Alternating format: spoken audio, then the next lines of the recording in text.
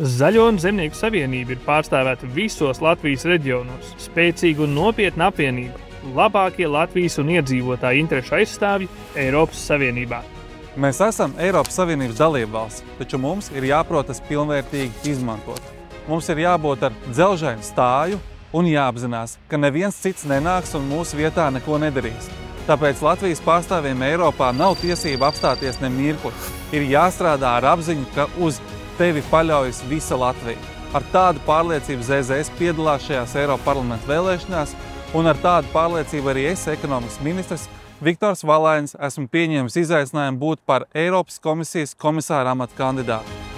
Mēs visi, kā Masalacā, tā Zilupē, Neretā vai Pāvilostā dzīvojošie, esam daļa no lielās Eiropas saimnes.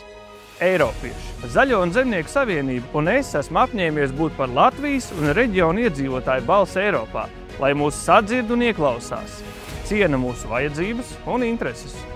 Pārdomāti un mērķtiecīgi izmantojot Eiropas Savienības sniegtās iespējas, Latvijai ir jāsekmē ekonomiskā attīstība, arī lauksaimniecības jomā, un jāmazina reģionālā nevienlīdzība, kā Latvijā, tā Eiropā.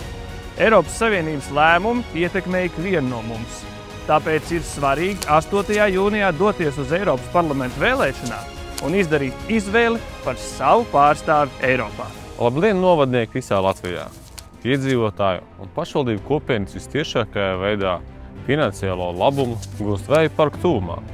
Vietējā pašvaldība makā nonāk līdzekļi, lai sakotu pašvaldības infrastruktūru, kā arī veiktu ceļu un ielu remontdarbus. Esam aktīvi strādājuši pie regulējuma attīstības, lai vēja parku attīstības labumu gūst visi. Mēs katrs saņemam lētāku enerģiju, kas ļauj ikvienam no mūsu ietaupīt, attīstīties un būt konkurētspējīgiem ar citiem reģioniem. Latvija ieplūst miljardiem investīciju, ko varam izmantot mūsu pašu vajadzībām, skolotāju un policistu algām, kā arī veselībai un labklājībai. Kopā ar vairāk nekā 11,000 mājsaimniecībām esam uzstādījuši zaļās tehnoloģijas, gan saules paneļus, siltumsūkņus, gan biomasas katlus. Esam snieguši atbalstu pilnu ģimenēm, elektroauto, hibrīdauto iegādēji, un kopā mēs veidojam enerģētisko rītdienu.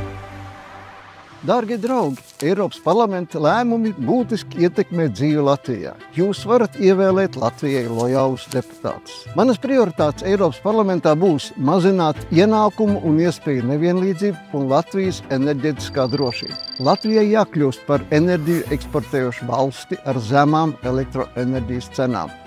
Esošiem deputātiem jāatskaitas vēlētājiem. Būtu taisnīgi, ja pateiktu, kas izpildīts no iepriekš solītā. Tika solīts sameklēt līdzekļus Rail Baltica projektam, bet līdzekļu nav, un neviens nezina, kur tos ņemt. Tika solīts rūpēties par lauku ļaudīm, bet nevienlīdzība platība maksājumos joprojām pastāv. Rainis ir teicis, pastāvēs, kas pārvērtīsies, bet nezaudējot latvisko identitāti. Mēs esam Eiropas Savienības sirdsapziņa un robežsardze, un mums jābūt uzstājīgākiem savu interešu aizstāvībā. Satricinājumi ekonomikā un Krievijas karš Ukrainā radīs sarežģītas apstākļus, kādos ilgstieši strādā Latvijas lauksaimnieki. Mēs ar savu piemēru un darbu spējam ievirzīt Eiropu, rūpēties par mūsu un Eiropas Savienības lauksaimnieku interesēm. Krievijas preču importa tarifi ir tikai pirmais solis, jāturpina iestāties pret Krievijas atbalstīšanu un par Latvijas ekonomikas izaugsmu. Latvija modri sargā savas pamatvērtības, parlamentāro demokrātiju un tautas suverenitāti. Mēs uzturam spēkā nacionālās valsts principu, latviešu valodu, Latvijas un Eiropas kultūru telpu, tiesiskumu un sociālās rūpes. Šobrīd mēs dzīvojam nemierīgā laikā. Tagad ir laiks stiprināt mūsu politisko apņēmību, aizsargājot un veicinot mūsu brīvību. Es aicinu jūs būt aktīviem un iesaistīties, lai mēs virzītos uz līdzsvarotu Latvijas izaugsmi, kas atspoguļo visu mūsu cilvēku vajadzības. Mūsu pienākums ir aizstāvēt Latvijas iedzīvotāju intereses Eiropas Savienībā. Tāpēc es aicinu jūs balsot par Zaļo un zemnieku savienību, spēcīgu un pieredzējušu profesionāļu komandu.